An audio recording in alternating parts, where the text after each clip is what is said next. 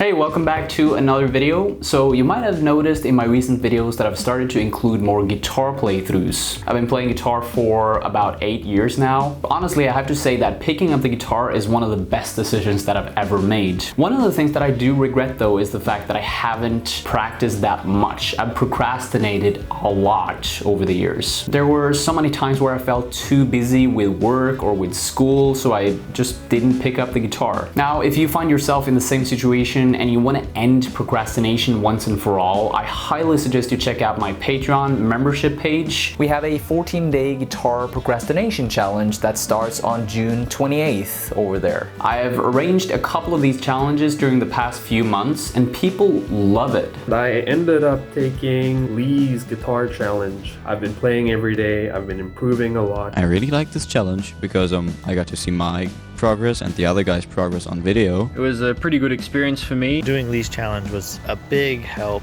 in instilling confidence in myself that I can finish a song if I focus on it. This time around we're going to learn Holy Wars, The Punishment Due by Megadeth, which it's a little bit of a tricky song to say the least, so I highly suggest you only join if you have a bit of experience from before. Now, once you become a member on my Patreon page, you get access to the secret Discord server where people post their progress as well as helping each other out. You'll get one weekly one-on-one call with me so that we can practice together, and I'll also help you set up a weekly goal plan so that you have something to aim for each and every week of the challenge. There are only 5 spots available and the sign up closes on the 21st of June at midnight. So if you want to stop procrastinating on your guitar practice once and for all without feeling too busy with work or school, then I highly suggest you click the link below to sign up at my Patreon page now. And I'll see you on the other side.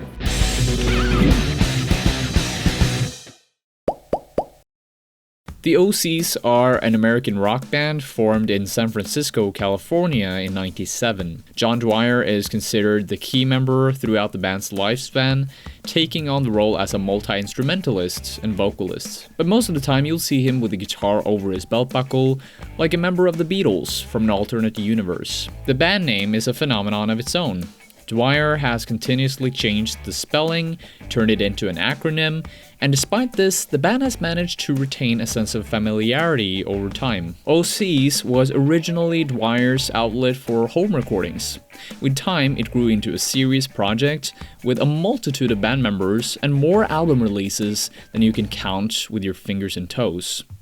Recently, they added a second drummer to the band and have probably changed their band name once again before I finish this sentence. His band has a sound that goes in all types of directions, tapping into everything from garage and punk to psychedelic and experimental rock. In this video, I thought I'd take a closer look at their history. I'll also talk a little bit about their most appreciated albums, and I'll try to figure out what it's like to play some of their songs on the guitar. I'm Lee from Lee Likes Music, and this is the history, sounds, and riffs of the Osees. Dwyer first got involved in music back in '97. He played in the bands Landed, Krang, Pink and Brown, Seigenbach, Kopf, Burmese, and Coach Whips. Oh, and I shouldn't forget about his solo project, Damaged Bug, although he started that a little bit later. He got his first guitar when he was 16. It was a Charvel guitar. It was designed for playing metal, which was the exact opposite of what he wanted. At the time, he was way more into punk and hardcore music, and in his late teens, metal was apparently not a cool thing. From there, he took a few guitar lessons, but didn't really play guitar seriously until the late 90s. In his early 20s.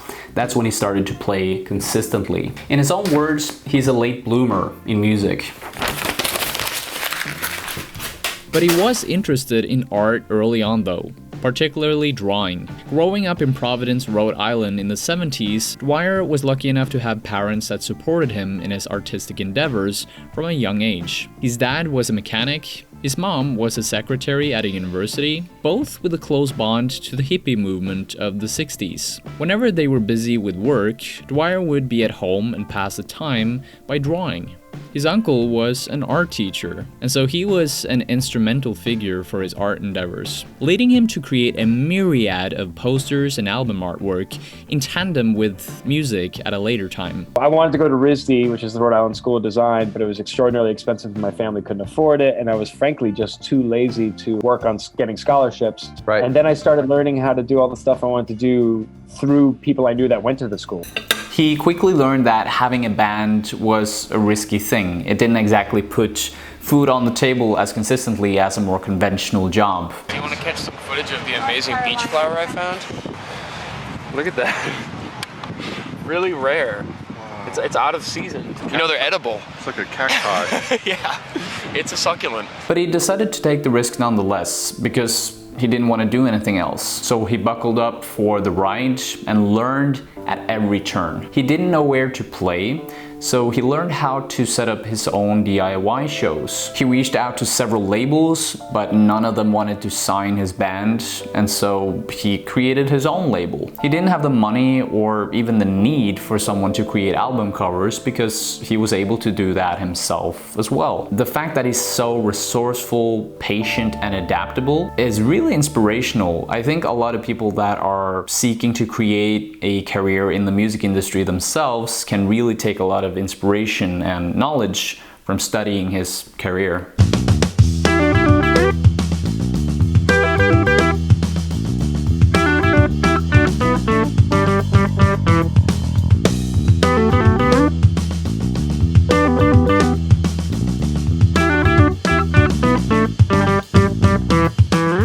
He put a lot of time and energy into his music, but not a lot of money came out on the other end. Because of that, he had to find other ways of making money in the meantime. At one point, he cooked unsold drugs. He took at various small jobs, stocking shelves, riding bikes, painting walls. But he never wanted to do any of those things. He took every opportunity that came his way to play music instead. He got advice early on in his career of being very patient with music. Slow and steady beats the race was the quote that he decided to live by. And so in 2010, after 20 odd years of doing music, him and his band was able to finally make a reliable income from music. Now, I won't go through the effort of telling the story and give my take on Osees' entire discography, because that would just make for a repetitive and endless video, but I will go through what most fans consider to be the more accessible Osees records. And these are Carrion Crawler, A Weird Exits, Mutilator Defeated at Last, Orc, and Floating Coffin.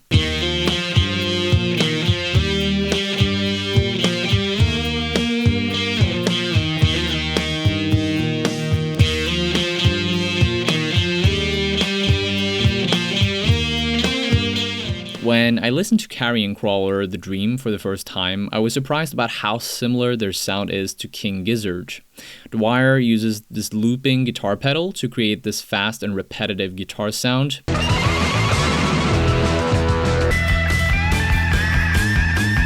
He also likes to scream, much like Stu McKenzie does on a lot of songs.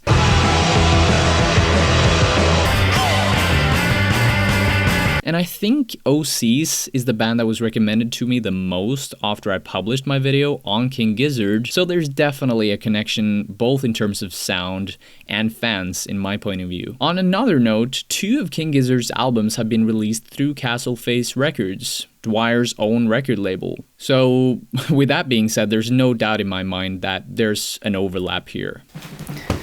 But King Gizzard isn't the only similarity I can hear. The psychedelic guitars and hypnotizing drums on Carrion Crawler remind me a bit of krautrock. They did a cover of Soul Desert on this album, a song by Can, which is the seminal krautrock band of all time. Dwyer first got into Can at a summer camp during his teenage years, and ever since that time, in several interviews, he has mentioned that he would love to perform sometime with one of the founders of the band, Ermin Schmidt.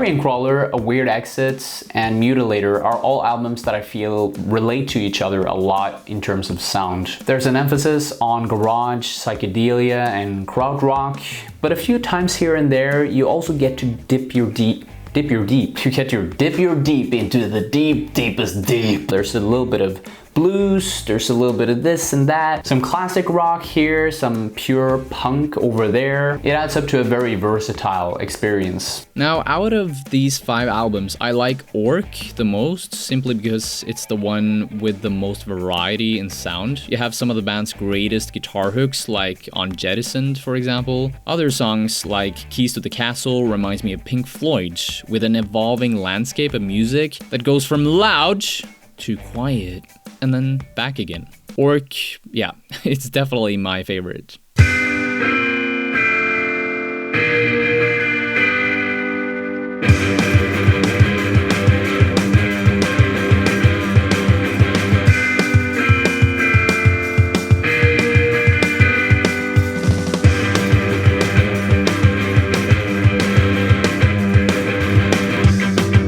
As always, I thought I'd talk a little bit about the guitars of the Osees as well. This time around we created a medley of 3 different Osees songs. Toe Cutter, Thumbbuster from Floating Coffin, If I Had My Way from Protein Threat, and The Dream from Carrion Crawler. Also a big thanks to Nikolai Lysnes, who helped me out doing the drum cover for this medley. Please show him some love by checking out his band. It's called Arata, by clicking the link in the description below. So what you'll notice during a lot of these songs is that the Osees experiment with tunings. During Toe Cutter, for example, it's tuned down to a drop C tuning, like this. The first note you're playing is this D sharp, which you give a little bend as well, like that. There's a lot of open C playing as well. Returns back to that a lot.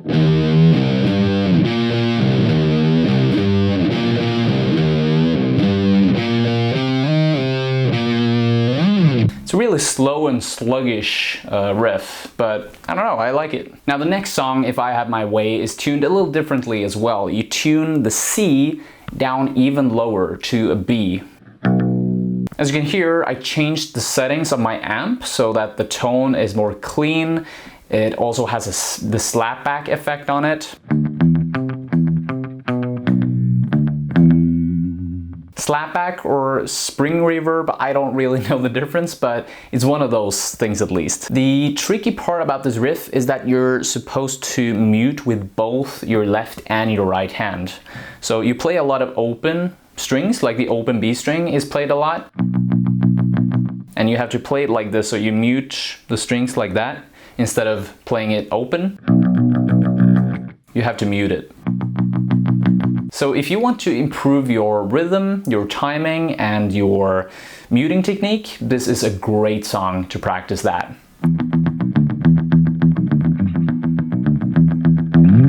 Now the last song or snippet from a song that we played in the medley is The Dream. The lighter E string is tuned down to a D instead. Again, there's a lot of experimentation back and forth with the tunings here. There are some very simple chords being played here. We start with a G, then we move to a B suspended 2, B flat suspended 2 that is. Then we have an F major, then an E flat major 7,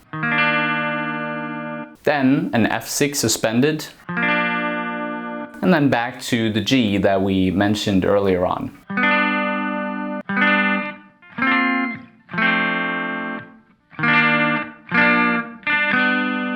At the end, I just want to say that the Osees are an amazing band with a ton of great albums. Also, if you're a musician, I think you can learn a lot from how they went about their career. So make sure you check them out if you're interested. I'm Lee from Lee Likes Music.